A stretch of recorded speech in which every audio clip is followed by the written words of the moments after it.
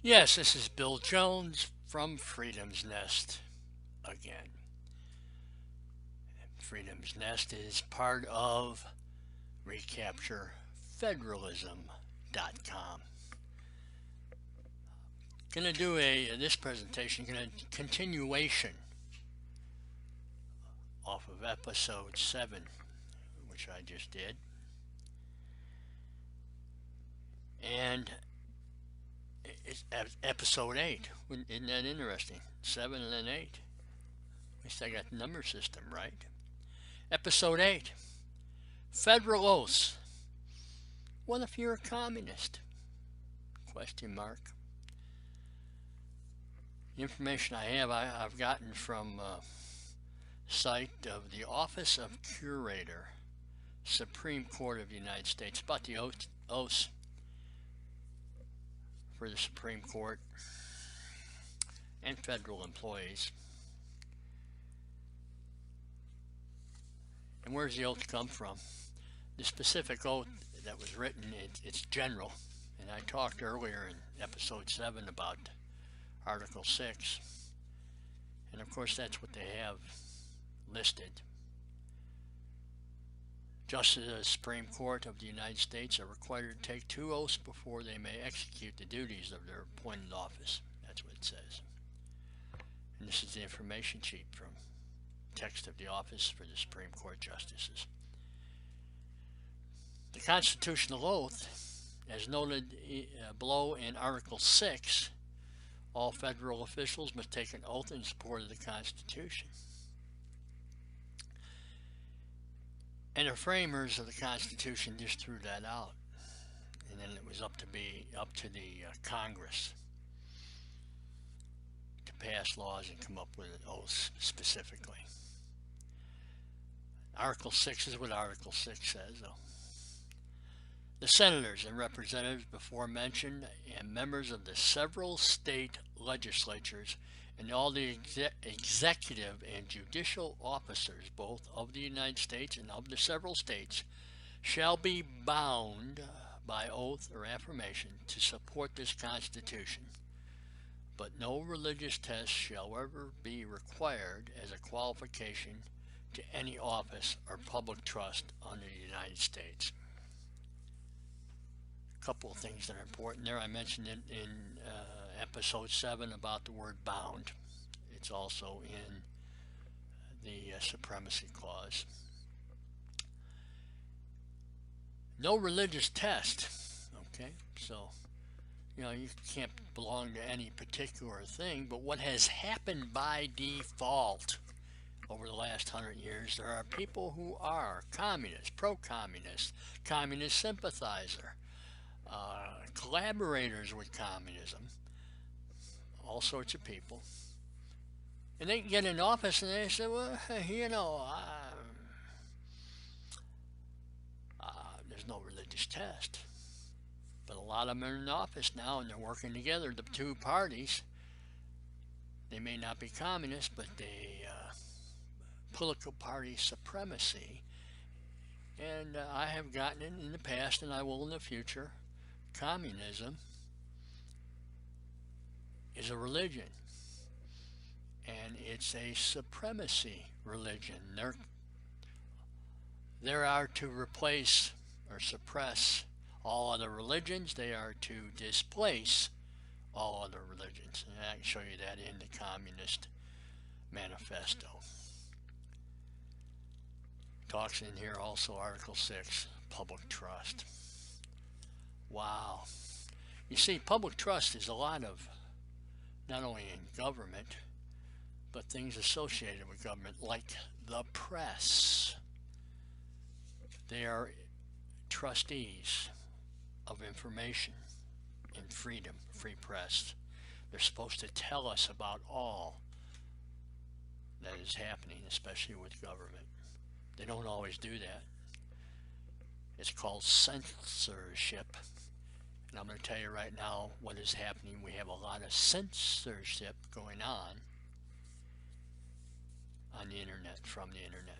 Pro-communist censorship, I might add. And if anybody wants any proof, just give me a call. I'll show you where it's at, because I do have proof of that. The opposite of public trust is political corruption. And if you look up things on political corruption, you will find things about bribery, for instance. And they will list lobbying where money is exchanged. It will be listed as bribery. They can pass all the laws they want in saying that lobbying is okay and it's legal, but it is not. I don't care what they say, it is not. It is bribery. And that means they are corrupt and violate the public trust. Back to reading. The Constitution does not provide the wording for this oath, leaving that to the determination of Congress. From 1789 until 1861, this oath was real simple. I do solemnly swear or affirm that I will support the Constitution of the United States. Nice and simple. It should remain that as far as I'm concerned. By the way, that was also the same military oath in the past too. Didn't have all this fancy Dan stuff, you know, loyalty to the president, blah, blah, blah, blah. That's just garbage. That was an add-on later. Anyway, my comment notwithstanding, will continue. During the 1860s, this oath was altered several times before Congress settled on the text used today, which is set out at 5 United States Code 3331. This oath is now taken by all federal employees other than the president.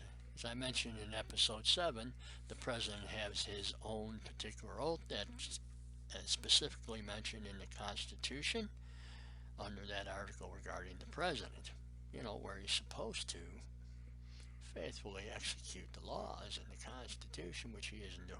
Anyway, I digress. This federal employee's oath.